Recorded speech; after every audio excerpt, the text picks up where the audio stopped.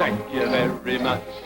Thank you very much. That's the nicest thing that anyone's ever done for me. I'm ace and double Dutch, but my delight is such. I feel as if a losing war's been won for me. And if I had a flag, I'd hang me flag out. Hard at work in his Paris studio, the pen of Ronald Searle rounds out the title drawings for the first musical version of Charles Dickens' immortal classic, A Christmas Carol. Titled Scrooge, this new motion picture stars Albert Finney in the leading role. As an internationally acclaimed artist, Mr. Searle has illustrated much of Dickens' work, including an edition of A Christmas Carol. You know, I'm probably the 1,000th artist in 127 years to try and tackle this losing battle. The battle of trying to match Dickens' fireworks of words with illustration. Dickens is a man who literally, with words, can conjure up a more vivid picture than most artists can conjure up with their pens. We can take, for example, Scrooge, the character of Scrooge. Even John Leech, who illustrated the original version in 1843, finally produced a rather wishy-washy character who was hardly an extension of the words that Dickens wrote. Apart from the character of Scrooge, people have tried to bring to life the others.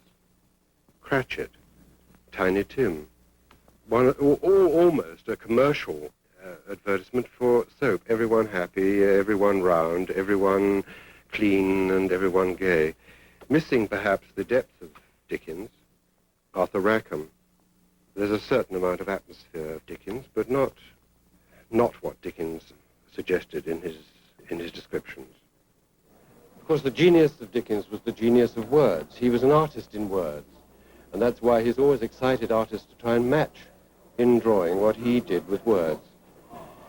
But there is a limitation to what you can do with 2 dimensions on a piece of paper, and that's why here in London it is exciting to see exactly what can be done, bringing Dickens to life in 3 dimensions. December the 25th, December the 25th, the dear is day in all the year.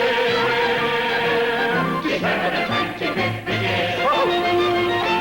December the 25th, December the 25th, December the 25th. Under the hand of celebrated English director Ronald Mead, the immortal words of Dickens are brought to life and music as a major motion picture. In a dress rehearsal, he puts the final touches on an exuberant musical number. But Scrooge, who is watching it as all, must never think for 1 second that you're not absolutely genuine in your enthusiasm for him. Do you follow me? The moment that you do that, the moment he says, what was it you said then? Which one? We're all deeply moved. I must believe you must put it on as though you are, not deride it. We're all deeply moved. Indeed we are deeply moved, right? On a full-scale reconstruction of a street in Dickensian London, Albert Finney is rehearsed in his lines by director Neame. Yes, that's right. Imagine a bit of applause and all that kind of stuff. Yeah. And then... When you, is this after you've stopped?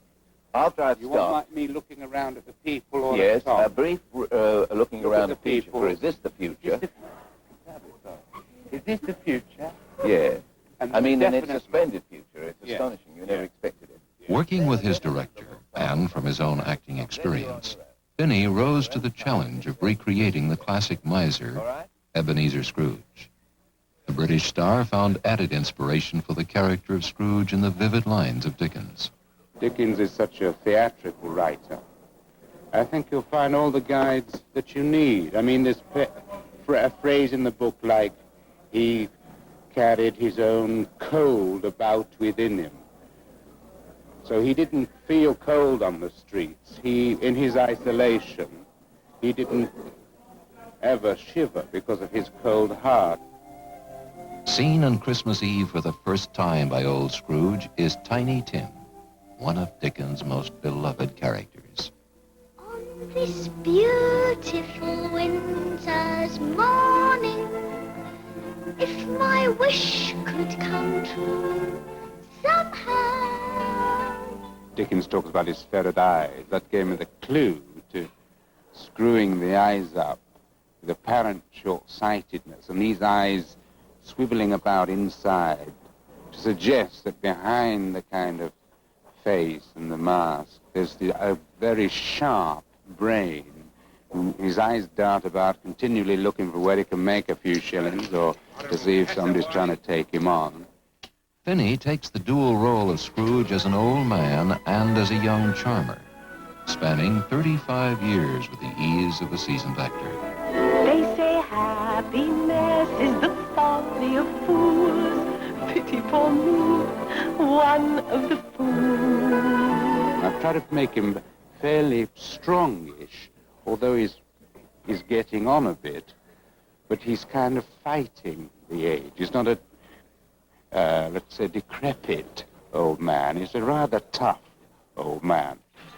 As Jacob Marley's ghost, Sir Alec Guinness appears before Scrooge wrapped in chains and clanking irons. You don't believe in me, do you? No, I don't. Why do you doubt the evidence of your own eyes? Because I've had a slight stomach disorder. It has undoubtedly affected my vision. You're an hallucination. Probably brought on by an undigested bit of beef. And a drop of mustard. Or a crumb of cheese. Or a little potato. That's it. There. That'll be fine. Then we'll get, because he's a better... One of the most critical phases of movie making is never seen by the public. For long hours after shooting is completed, director Neen guides film editor Peter Weatherly through the difficult and delicate task of blending together hundreds of scenes into a finished film. The camera's still panning with him. Last. It'll make a nasty cut. Mm. Well, on the next line. On the next line we can. Go around to him. Yeah. Can we? Mm. All right, run on to the next line. Yes. Sit down. Of course I can sit down. Slowly, Scrooge moves toward completion. From this tiny image to the Panavision screen and a worldwide movie-going audience. That we don't tire you out. Here we go. Red light.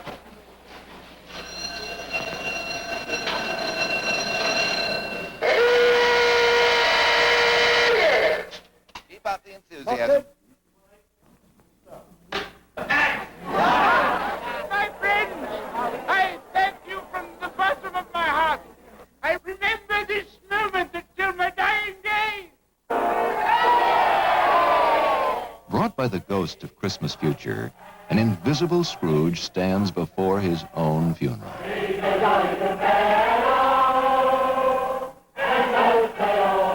From a throng of over-enthusiastic mourners, actor Anton Rogers emerges to lead them down the street in song and dance. On behalf of all the people who have assembled here, I would merely like to mention, if I may, that our unanimous attitude is one of lasting gratitude for what our friend has done for us today. And therefore, I would simply like to say,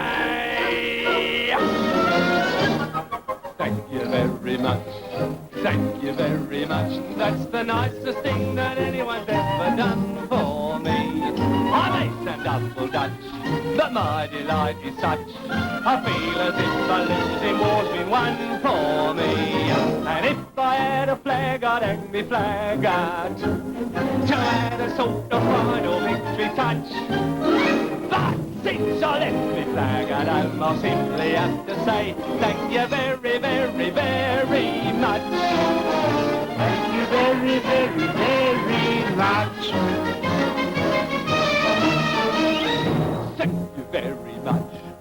Thank you very much. And that's the nicest thing that anyone's ever done for me. It sounds a bit bizarre, but things the way they are, I feel as if another life's begun for me. Dickens was an artist in words. And that's why ever since he wrote Christmas Carol in 1843, artists have been inspired to bring to life the characters in drawing as he brought them to life in words. And that's why it's exciting to be here in London during the filming of this picture and be able to draw the characters as they stand in front of you as if you were living in the time of Dickens. I feel as if they're polishing the sun for me. And if I had a drum, I'd have to bang it.